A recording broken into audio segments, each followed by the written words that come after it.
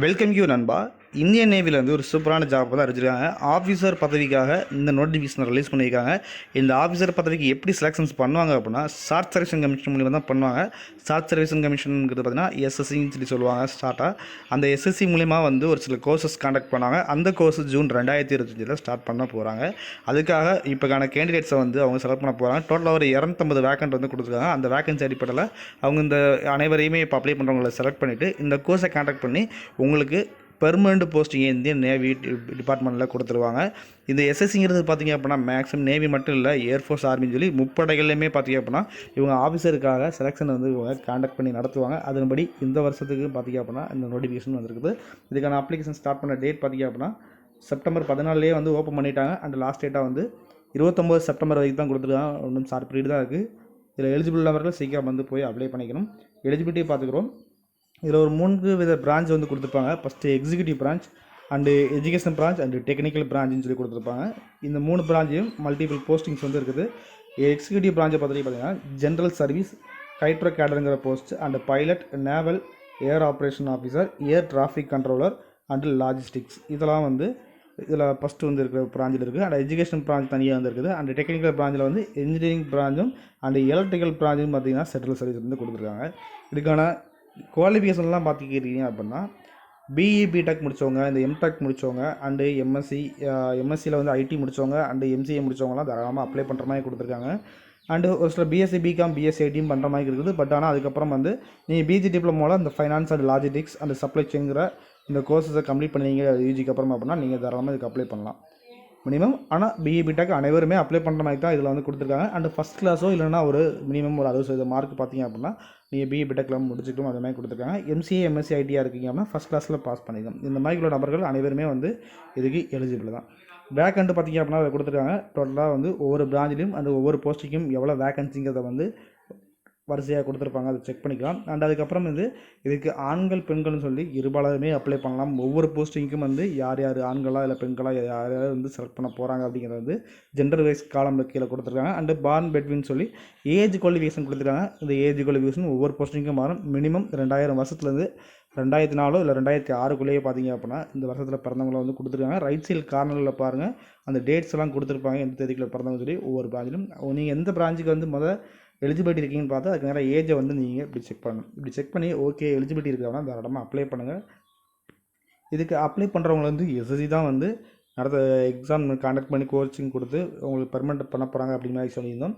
இதுக்கு selection procedure பற்றி first என்ன பண்ணுறாங்க அப்படின்னா அவங்க ஒரு ஷார்ட் லிஸ்டிங் பண்ணுறாங்க. இந்த ஷார்ட் லிஸ்டிங்கை பொறுத்த வரைக்கும் எப்படி பண்ணுறாங்க அப்படின்னா அவங்க நார்மலைஸ் பண்ணுறதுக்காக ஒரு சில ஃபார்முலா வந்து வச்சுருக்காங்க. அந்த ஃபார்முலா வந்து அவங்களோட வெப்சைட்டில் கொடுத்துருக்கா சொல்லியிருக்காங்க. பட் அதை பற்றி தேவை கிடையாது நம்மளுக்கு.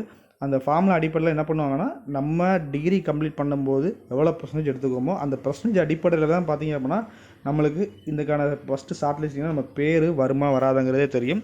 அந்த ஷார்ட் லிஸ்டிங்கில் பேர் வந்துச்சுன்னா ரொம்ப லக்கு தான் உங்களுக்கு. அதுக்கப்புறம் இந்த எஸ்எஸ்பி இன்டர்வியூ சொல்லி சொல்லுவாங்க, ஒரு 5 நாள் நடக்கும். இந்த எஸ்எஸ்பி இன்டர்வியூ பற்றி தெரியாதவங்களாக இருந்தீங்க அப்படின்னா கண்டிப்பாக கோச்சிங் சென்டராக இருந்துச்சுன்னா ஜாயின் பண்ணி படிங்க. இல்லை அப்படின்னா கொஞ்சம் ரெஃபர் பண்ணி யார்ட்டையா கேட்டு வந்து ட்ரை பண்ணுங்கள். எஸ்எஸ்பி இன்டர்வியூ ஒரு 5 நாள் நடக்குது அப்படின்னா அதற்கான ஒவ்வொரு ஸ்டேஜாக வந்து ஒரு சில எக்ஸாமினேஷன் வந்து வைப்பாங்க. அந்த எக்ஸாமினேஷன் ஃபுல்லாகவே நீங்கள் கம்ப்ளீட் பண்ணிட்டீங்க அப்படின்னா உங்களுக்கு இந்த வேலை கன்ஃபார்ம் தான். அண்டு பார்த்தீங்க அப்படின்னா இதுக்கானதில் நீங்கள் அப்ளை பண்ணுறீங்க அப்படின்னா ஃபைனல் இயராக இருந்தாலும் நீங்கள் தாராளமாக அப்ளை பண்ணலாம். பிஇ பிடெக்கில் படிச்சிருக்கீங்க அப்படின்னா ஃபைனல் இயரில் பார்த்தீங்க அப்படின்னா நீங்கள் இருந்தீங்க அப்படின்னா கண்டிப்பாக அப்ளை பண்ணலாம். நீங்கள் 5th செமஸ்டர் வரைக்கும் இருந்த மார்க்கை வச்சு அந்த எஸ்எஸ்பி ஷார்ட் லிஸ்டிங் வந்து விடுவாங்க. அண்டு இதுவே வந்து எம்சிஏ இல்லைனா எம்எஸ்சி இந்த மாதிரி பிஜி கோர்சஸ் வந்து போஸ்ட் கிராஜுவேட் டிகிரி ப்ரோக்ராம் முடிச்சிருக்கீங்க அப்படின்னா உங்களுக்கு ஃப்ரீ ஃபைனல் இயரோட பார்த்தீங்க அப்படின்னா அந்த மார்க்ஸ் வந்து எடுப்பாங்க. இதன் அடிப்படையில் தான் பார்த்தீங்க அப்படின்னா உங்களுக்கு எஸ்எஸ்பி ஷார்ட் லிஸ்டிங் வரும். இந்த ஷார்ட் லிஸ்டிங் வந்தவங்கள கண்டிப்பாக கால் லெட்டர் வந்து உங்களுக்கு கொடுத்த மெயில் ஐடிக்கு வந்து சென்ட் பண்ணிடுவாங்க. அந்த கால் லெட்டர் மூலியமாக தான் நீங்கள் போய் இந்த எக்ஸாமினேஷன் வந்து எஸ்எஸ்பி இன்டர்வியூ வந்து நீங்கள் அட்டன் பண்ணுற மாதிரி இருக்கும். அண்டு இதை கம்ப்ளீட் ஆக வரைக்கும் மெயிலையும் மொபைல் நம்பரையும் எதுவும் சேஞ்ச் பண்ணிடக்கூடாதுன்னு முக்கியமான இன்ஸ்ட்ரக்ஷன் கொடுத்துருக்காங்க. அது மட்டும் இல்லாமல் எஸ்எஸ்பி இன்டர்வியூ ஷார்ட் லிஸ்டிங்காக வந்தவங்களுக்கு வந்து எஸ்எஸ்பி இன்டர்வியூ அட்டன் பண்ணுறதுக்காக 3 AC டயரில் பார்த்தீங்க அப்படின்னா உங்களுக்கு அந்த ட்ரெயின் டிக்கெட்டுமே வந்து அவைலபிளாக கொடுக்குறாங்க. அதுக்காக நீங்கள் போகும்போது அந்த எஸ்எஸ்பி இன்டர்வியூ போகும்போது பேங்க் பாஸ்புக்கு இல்லை செக் லீஃப் ஏதாவது எடுத்துகிட்டு போகிற மாதிரி கொடுத்துருக்காங்க. அதில் name account number IFSC code mention ஆகிய மாதிரி இருந்துச்சுன்னா இந்த ட்ரெயின் டிக்கெட்டுக்கான காஸ்ட் எவ்வளவோ அதையும் அது எஸ்எஸ்பி இன்டர்வியூக்கு போனதுக்கப்புறம் உங்களுக்கு வந்து அந்த அமௌண்ட்டை ரீஃபண்ட் பண்ணுவாங்க உங்களுக்கு. அண்டு இந்த மெரிட் லிஸ்ட் வந்து எஸ்எஸ்பி மார்க் அடிப்படையில் தான் கொடுப்பாங்க. இந்த எஸ்எஸ்பி இன்டர்வியூவில் நீங்கள் எவ்வளோ தூரம் வந்து பர்ஃபார்மன்ஸ் பண்ணுறீங்களோ அதன் அடிப்படையில் உள்ள மார்க்கை வச்சு தான் உங்களுக்கு இந்த வேலை கன்ஃபார்மாக இல்லைங்கிறத மெரிட் லிஸ்ட் வந்து கொடுக்க போகிறாங்க.